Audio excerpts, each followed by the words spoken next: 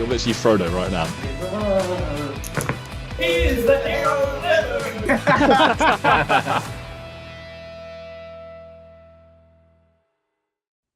Hello everyone and welcome back to the Gollum's Gamers and to the June edition of MESBG Monthly, which is a series where myself and Ali, who joins me today for the Spotify listeners, aim to keep you updated on all things MESBG from the previous and upcoming month. Now, at the end of the episode, we'll be answering a question from the audience. So if there's a question that comes to mind throughout the episode that you'd like answered for next time, then be sure to leave it down in the comments section here on YouTube. And while you're down there, you can find links to our Instagram and Spotify. And also please consider subscribing to us here on YouTube, as roughly 60% of everyone watching isn't actually subscribed. So please do if you enjoy all of the MESBG content that we make.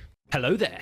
This is Editing Elliot cutting in here on my Saturday afternoon to let you guys know that we actually recorded this video before the whole leak saga took place over the last little while. This was meant to be released a couple of weeks ago, but all of the videos on the new books went up instead. So in News from the Mark, for example, we don't actually talk about all of the news about the books and everything, as it wasn't all out there at the time of recording. So apologies about that, but as this is a monthly series, it still makes sense to check in on the events that happened in May and also what's happening this month in June. So with that said, we hope you enjoy.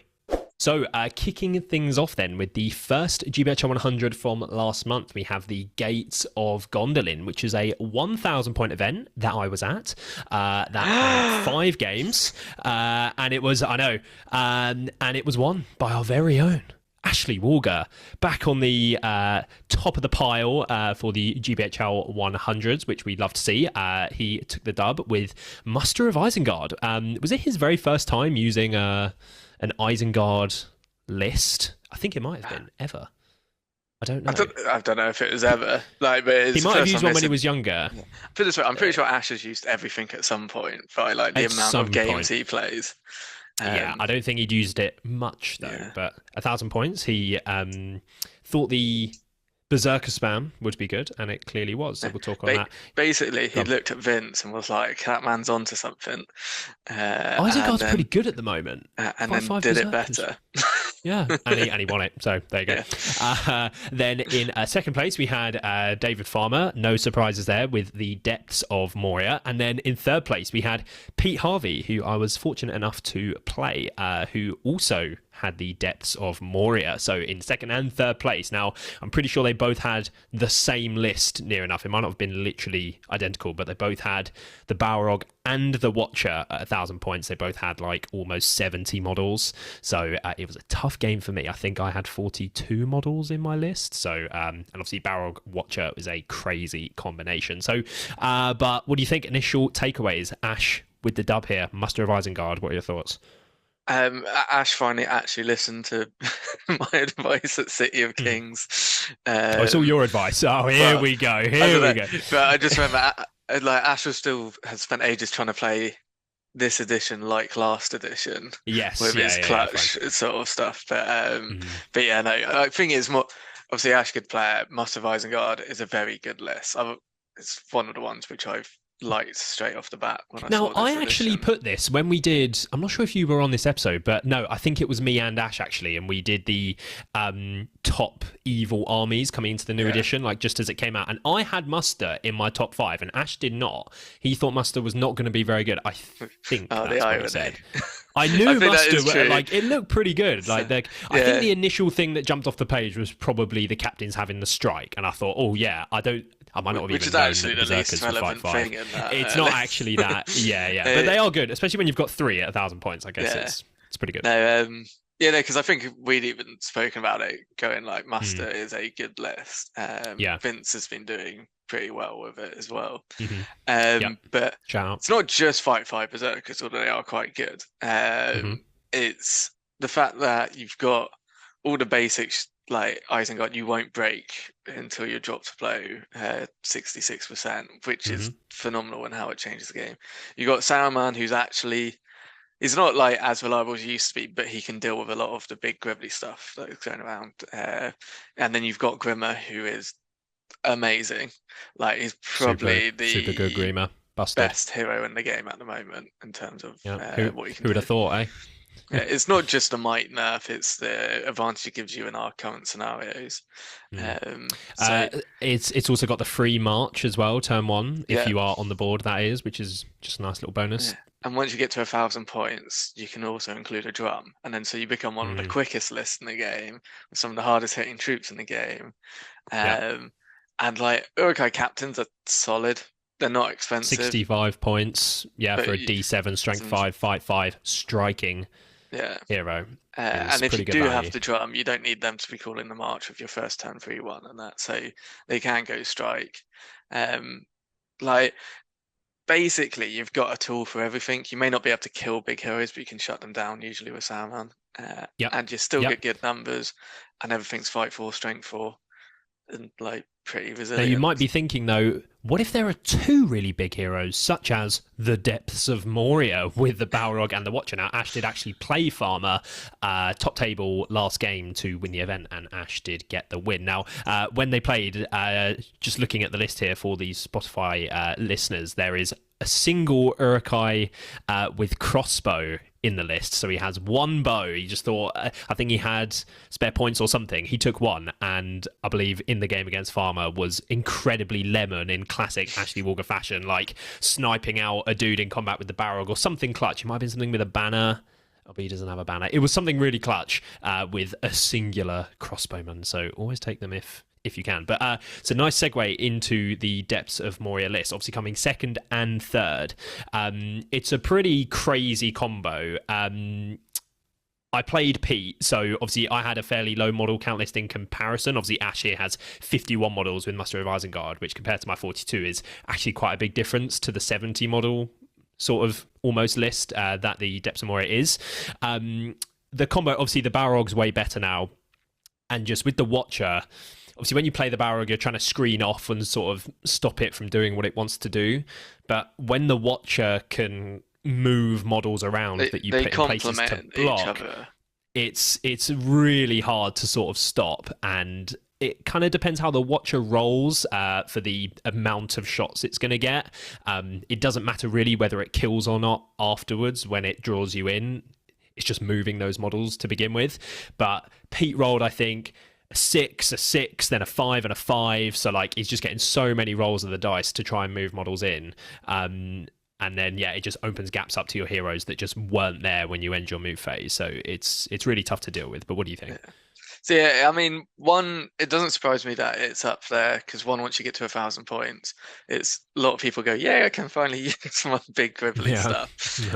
And also it's a quick way to get a list up there.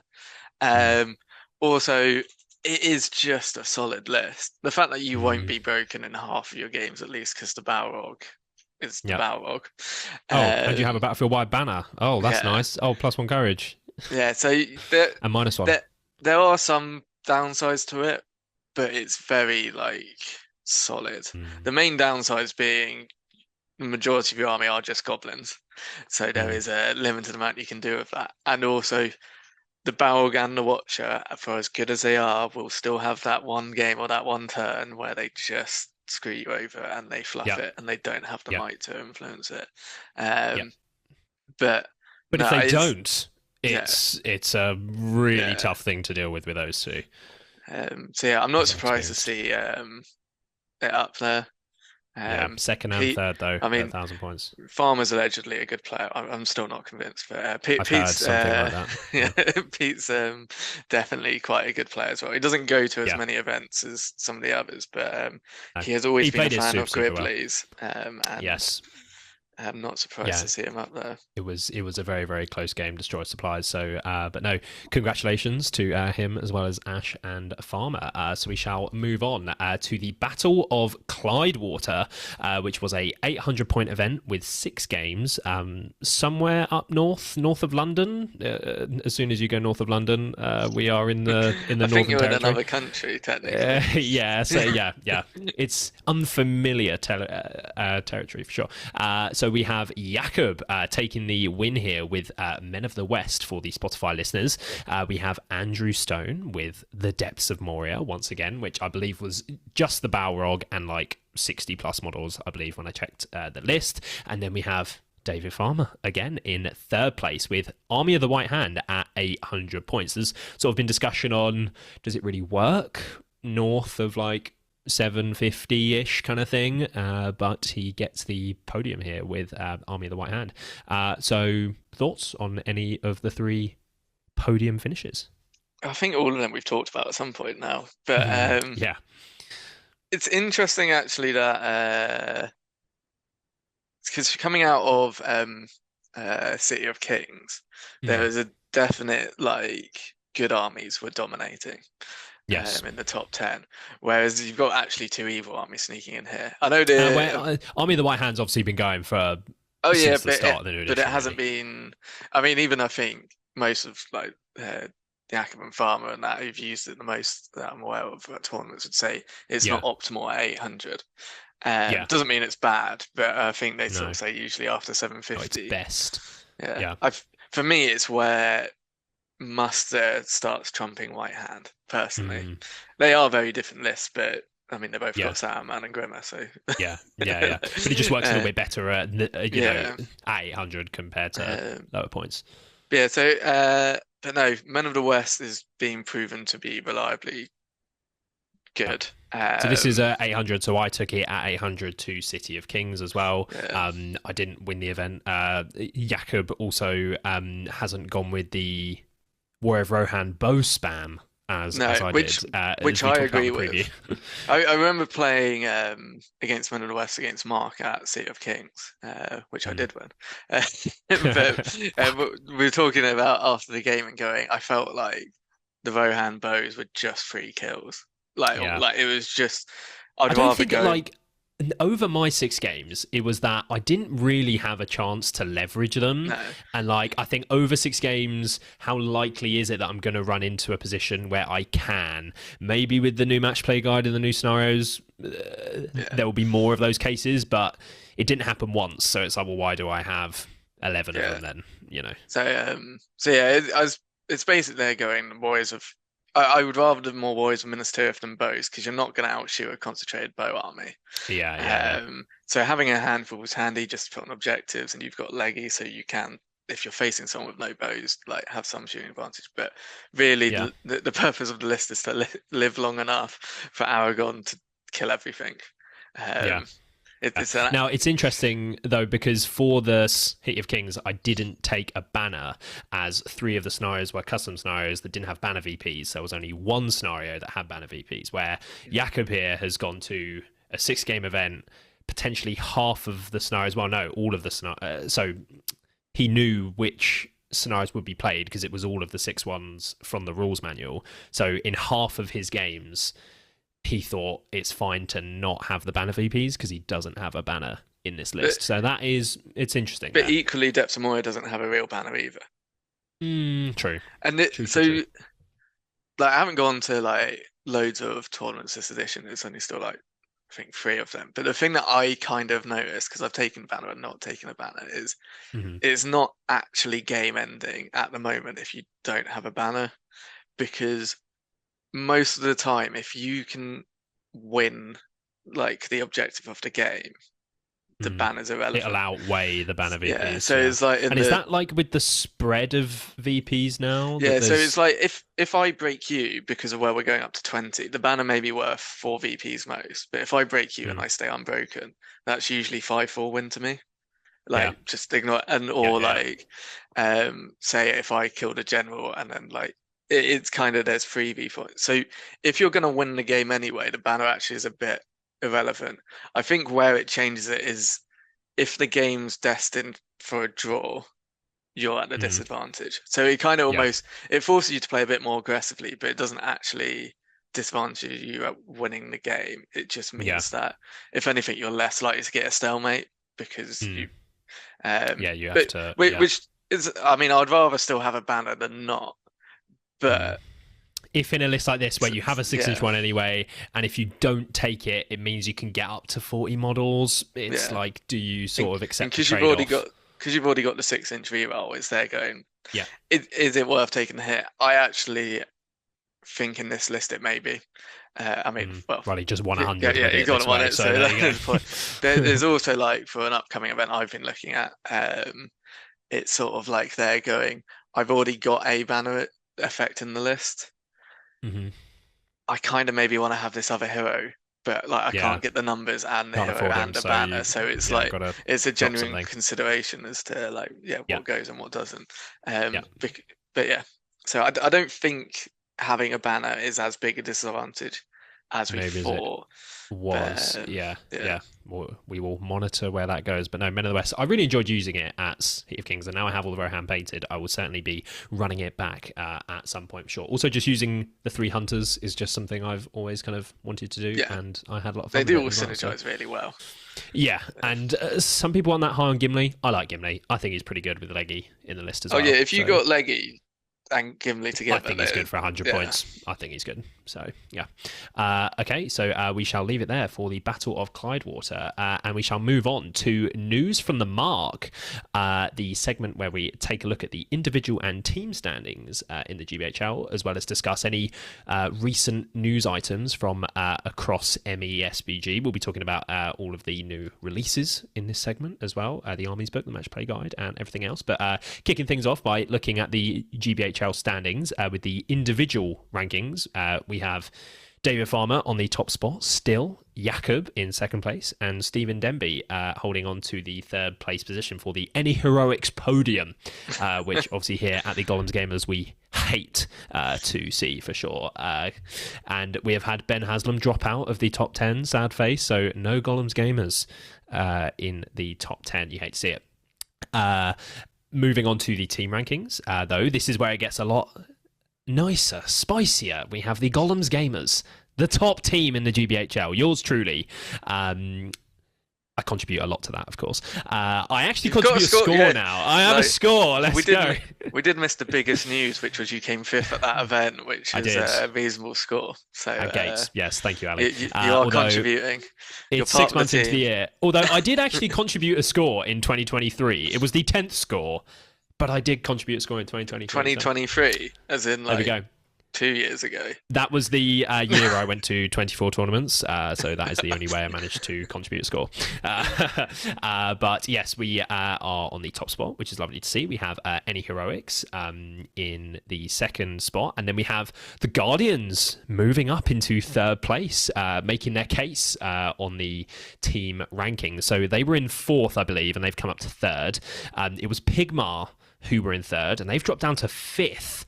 As Team Knots has rallied from 7th place, I believe, up to 4th. So they're on the outside looking in just, with some strong performances recently. Pete is still part of Team Knots, so that podium Pete, got them up there. Jasmine, Connor Morris, I think, is there as well. Yeah. So I don't know if Will's in the team or not this year. I don't know. I think maybe he's not. Surely he is. I don't know. But yeah, those are the team rankings. So any thoughts on either of those two with the current position of the league? Well, on the individuals, I think like it looks like there's a massive gap between Jakob and Farmer at the moment. I'm pretty sure that's probably because Farmer's maxed out on good scores now. So all 6 of his scores are like probably 90 plus. Yeah, I'll have a little look. Yeah, whereas Jakob, I think, still has a 6th score, which isn't like maxed Which isn't out. That good. Well, he's obviously just won. So this is without Clydewater. Oh, is it without Clydewater? Okay, that may be why. Yes. So you may There's see no Jakob... way that Denby's updating it that quickly. Yeah, unless if he podiums or wins. Yes. But... so looking here, Farmer's 6th score is 96.4, which is crazy. Jakob's 4th, 5th, and 6th is 92, 87, and 85. Yeah. So obviously that 85 is going to go up to 100, so that's 15 more points. Yeah. Then those other scores are going to go up as well. So they've both got, will it be 3 wins each now? Farmer only has 2. Is it 2? So that might be wrong. No, it may be right. But he's podiumed a lot of others. He's got very high second, third places, whereas Jakob's now going to have 3 wins, but then his lower other scores. Yeah, so that race is actually still a lot closer than it looks. It's basically, I mean, Farmer's being consistent, Jakob's being, I shall go win this event, and I shall go not do so well at the next event. Still got a lot of time left though on the year, so lots of SBG. And I think the rest of the top 10 is probably still maybe a month or 2 out from having people maxing out their potentials, where we really know who's going to be competing with Denby and for top 5 and stuff. Shout out to actually Tom Teacom, because he's been around for ages and he doesn't really travel out of his area so much in recent He travels years. A little bit. He goes out. Like he was at the finale and things, but not. I he's think not going anything to Scotland. in the no. But anything in the south though, he will be at for sure. But so he's been claiming quite a few sort of 90s and such. Yeah, without blowing all the trumpets about it. So I reckon Tom will still be there come the end of the year. I mean, a lot of the other names are quite familiar as well.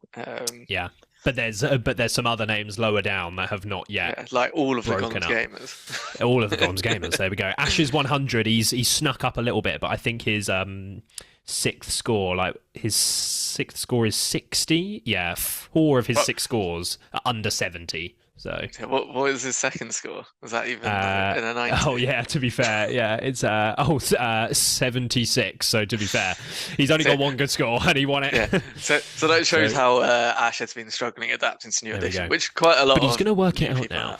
Oh, he has that. Like he'll be fine now. He's going to work it out now with the match play guide coming. Which is He's going to work it out now. We're going to have a completely new set of like conditions to learn and army lists. and I'm sure, hopefully, it will not take him as long to work it out. Any thoughts on the team rankings before we move on? To be fair, like it's going to be actually interesting between Guardians, Knots, and Pigma. Knots are slowly creeping up. Pigma have stalled a little bit. So that may be quite an interesting fight for third. Yes. I don't like seeing the Guardians on the podium, I must say. They have Dave Clubley, so they belong in 4th, is sort of my thinking. That is true. They come on, Knots. You got to get up there. Well, if Team Knots have Sam Jeffries, they also belong in 4th, because Sam Jeffries was the original David Clubley.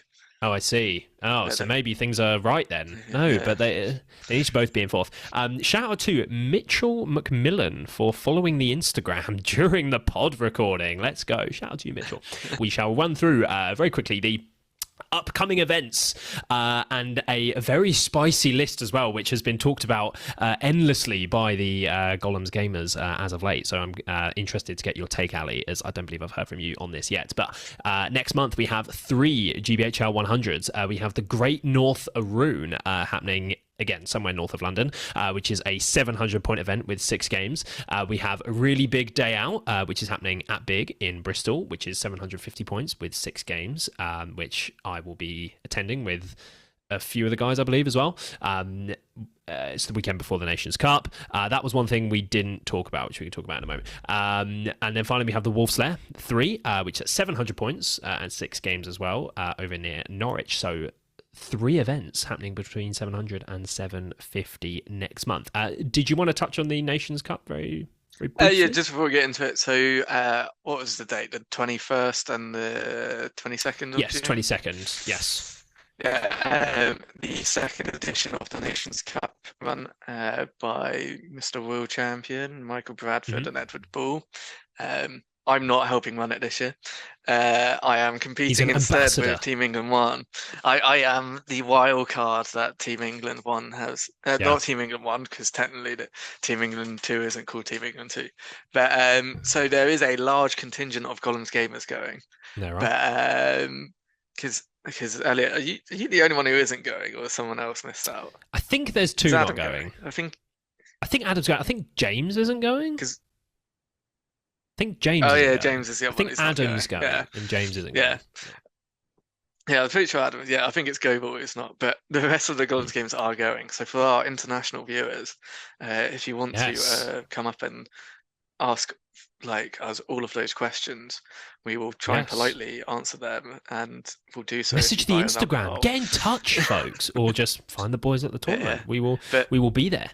But for those who don't know what the Nations Cup is, it's in my view the premium international SBG event. So I think they've got 15 nations, something like that, going this year. Mm-hmm. And their teams of 6. It's 750 points this year. You'll be using 3 good and 3 evil lists in your team. There's a draft system where you get paired up against one of the other nations, and then if your team wins, you win, and it's sort of stuff like that. Yeah. If there is a Facebook page, you can go and find out all the information you want about it. But yeah, no. So there is a large group of us going. It's probably at least for the top nations who are trying to win it, the most competitive event in the world, and there will be 122 players going, something like that. Indeed. So it's quite a large event as well. But no. So that's coming up this month. SBG scene, it is a very big tournament indeed. We might be doing a preview for it potentially. It could be the next video coming out after this one, so stay tuned for that, for hopefully some event statistics and things. We'll have to see. And what was I going to say about the Nations Cup as well? I'm stalling here. I don't know. Anyway, we shall. It was something I literally thought a second ago about saying, but anyway, I forgot. Fine. Yes, it will be live streamed by Battle Camper and Entmu. Alex and Harry will be live streaming the tournament, so if you want to watch it, the slightly less handsome Elliot, I will be tuning in for sure. Streaming. I was not called up, but who knows? There may be another big international event happening later on this year that I may be live streaming. Watch this space. Anyway. We shall move back to, the upcoming events. So those are happening next month, 3 GBH 100s that we will catch up on the results for next month. But the list here, Ali, that I've put together, we put together a list for if we were going to one of these events, which we might take. I'm presuming the big day out one, seeing though it's the only 750 points. But see, I am going to that event. But this is what I was maybe going to take. Now, for the Spotify listener, is a host of the Witch King list. Now, obviously, we have in the Gons Gamers, Sam Grattan, a true Angmar lover at heart. So he had some takes on this list. We were talking about it in the chat, where me and Ash were sort of saying that we don't think it's that bad, where Sam and Vince were sort of saying they thought it was really bad. The reason why is that I've taken Aldrak. So it's a 50 model list at 750 points. It's the Witch King, Aldrak, Angmar Captain, and 1 Barrow. It has 3 spectres and 2 werewolves, and it's fit in Aldrak, and it's 50 models. So I think it's pretty good. I'm not saying it's something that is just going to be an absolute slap fest and just win hundreds, but I think Aldrak's pretty good. You've got 2 werewolves in there as well, which are obviously super, super good. 3 spectres still. I think one of the biggest issues is that it only has 2 spirit heroes for the Terror. So, and maybe that makes the Witch King a little bit less able to go and do stuff because you want him at the line for the Terror. I do understand that that's an issue. And obviously considering in this list he's now 318-3, you sort of have the will to maybe be a little bit more offensive with him, but you have to kind of keep him at the line in this sort of list. So, but I think having Aldrak there as your sort of hero to pair with the Witch King to sort of kill stuff. He potentially has a free heroic combat as well. So I think to still hit the 50 model mark at 750, you've got the Barrow still there for the magic. I think it's fit a lot in, and I think it's pretty good. You could go 4 and 2 with this list. This is a decent list. What do you think? Yeah, so I will open this by saying you disagree. No, I'm not actually a massive look at Host of the Witch King and stuff like that. So I will probably get stuff. I've just told you all of the deets, Sally. I know you have headline, the deets. But I don't think it's terrible. I don't think it's great. It's there going. Generally, I think it's solid. Like it is a competent player could go, as you said, 4 and 2 with it at an event. Maybe if they're lucky, 5 and 1. Yes. It's not Vince was saying it's an insta 2 and 4 list. You're getting tabled by any good list. And I'm like, one thing is you're not. It's a I mean, it doesn't put it this way. On paper, it actually looks rubbish until you start thinking about it. So, I'm because it's sorry, there like going, Angmar last model, edition yeah, had all of these orc spam. Yeah, the model count and isn't super high, it's not which that high. no, sorry, the model count is higher than you think it is. Like at 750, you're probably going to outnumber most armies, I just guess, not massively. yeah, it's where you're looking at like Army of the White Hand and stuff. Like, Yeah, the Witch King is still he's still a caster and he can still shut down a lot of enemy heroes when you need to. Aldrak and also him teaming up with Aldrak is actually quite a nice combo. You've got 2 fight 6 heroes that can kill stuff. Yeah, like troops if you need them to go in and free combat. Werewolves are quite cool. I personally would have because what is it, 2 werewolves? You can I think these are max warbands almost though, so I think you've already no, not quite. But yeah, no, but space. I mean, in all honesty, actually, I would quite like to use this list. That's what I mean. I think it looks quite fun. Yeah, the problem it will have, and the reason why it won't is they're going, if you come up against something like Dale or like Lothlorien elves, you may as well shake hands and go home. Yeah, you're just gonna get shot. You're just getting shot to shit. Yeah. But if you're against something which hasn't got that much heavy shooting, like there is potential in this. There is.